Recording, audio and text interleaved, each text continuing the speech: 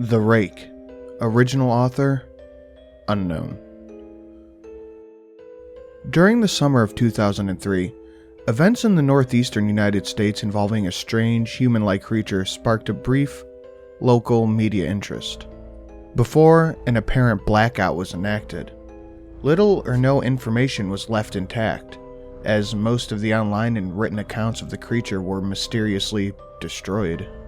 Primarily focused in rural New York State and once found in Idaho itself, self-proclaimed witnesses told the stories of their encounters with the creature of unknown origin. Emotions ranged from extremely traumatic levels of fright and discomfort to an almost childlike sense of playfulness and curiosity. While their published versions are no longer on record, the memories remained powerful. Several of the involved parties began looking for answers that year. In early 2006, the collaboration had accumulated nearly 24 documents dating from the 12th century to present day, spanning 4 continents, and in almost all cases, the stories were identical. I've been in contact with a member of this group, and I was able to get some excerpts from their upcoming book, A Suicide Note, 1964. Quote, "As I prepare to take my life, I feel it necessary to assuage any guilt or pain I have caused through this incident. It is not the fault of anyone other than him, for once I awoke and felt his presence, and once I awoke and saw his form. Once again I awoke and heard his voice, and looked in his eyes. I cannot sleep without fear of what I might next awake to experience. I cannot ever wake again. Goodbye."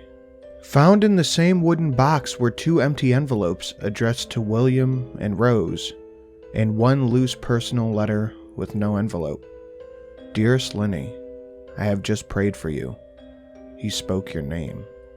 A journal entry, translated from Spanish, 1880.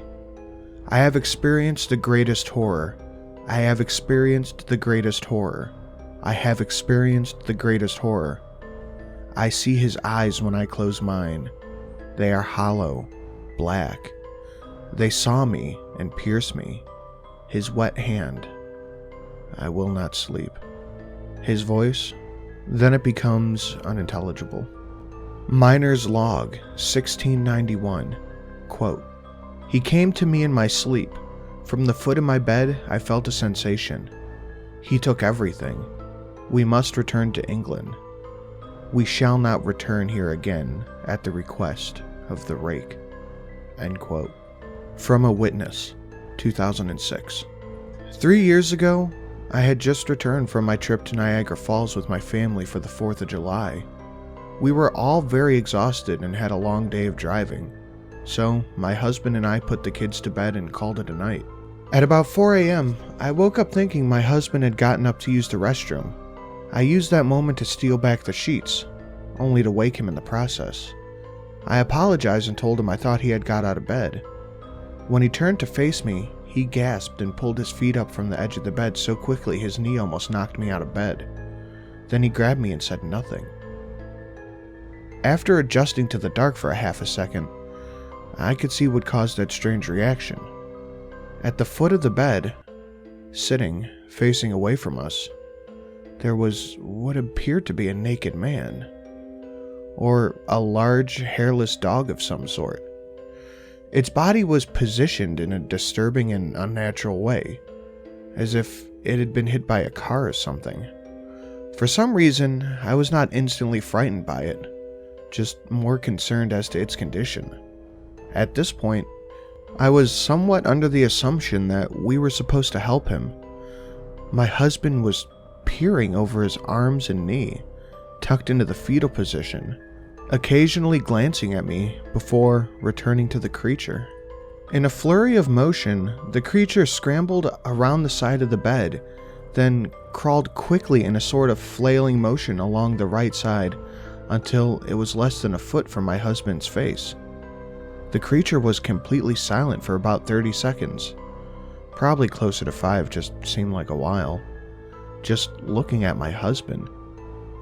The creature then placed its hand on his knee, and ran into the hallway, leading to the kid's room. I screamed and ran for the light switch, planning to stop him before he hurt my children. When I got to the hallway, the light from the bedroom was enough to see it crouching, hunched over about 20 feet away. He turned around and looked directly at me, covered in blood. I flipped on the switch on the wall and saw my daughter, Clara. The creature ran down the stairs while my husband and I rushed to help our daughter. She was very badly injured and only spoke once more in her short life. She said, "He is the Rake." My husband drove his car into the lake that night, while rushing our daughter to the hospital. They didn't make it. Being a small town, news got around pretty quickly. The police were helpful at first, and the local newspaper took a bit of an interest as well. However, the story was never published, and the local news television station never followed up either. For several months, my son Justin and I stayed in a hotel near my parents' house. After we decided to return home, I began looking for answers myself. I, eventually, located a man in the town next to ours who had a similar story. He got in contact and we began talking about our experiences. He knew of 2 other people in New York who had seen the creature, now referred to as the Rake. It took the 4 of us about 2 solid years of hunting on the internet and writing letters to come up with a small collection of what we believed to be accounts of the Rake. None of them gave any details, history, or follow-up. One journal had an entry involving a creature in its first 3 pages. Never mentioned it again. A ship's log explained nothing of the encounter, saying that they were only told to leave by the Rake, and that was the last entry in the log. There were, however, many instances where the creature's visit was one of a series of visits with the same person. Multiple people also mentioned being spoken to, my daughter included. This led us to wonder if the Rake had visited any of us before our last encounter. So, I set up a digital recorder near my bed and left it running all night, every night, for 2 weeks. I would tediously scan through the sounds of me rolling over in my bed each day when I woke up. By the end of the 2nd week, I was quite used to the occasional sound of sleep while blurring through the recording at 8 times normal speed. This still took almost an hour every day. On the first day of the 3rd week, I thought I heard something different. What I found was a shrill voice. It was the Rake. I can't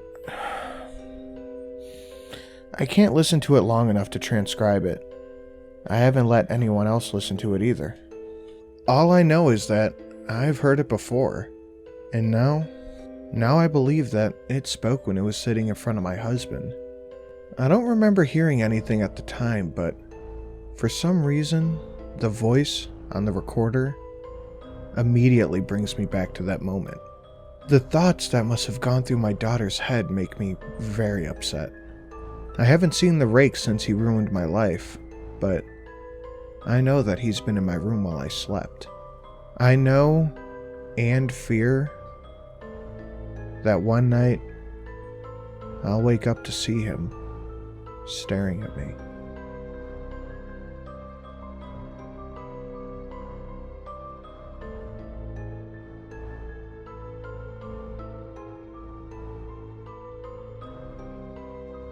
Guys, if you enjoy this narration, please consider becoming a patron. $10 and up gets you mentioned right here with the likes of Mr. Swiston, Official Jerboa, and Chaos X. Plus, it completely supports the channel.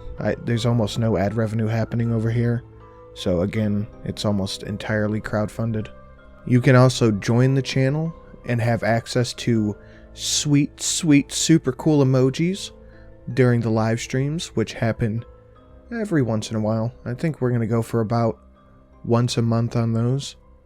So if that's something that interests you, please consider joining. Thank you for watching.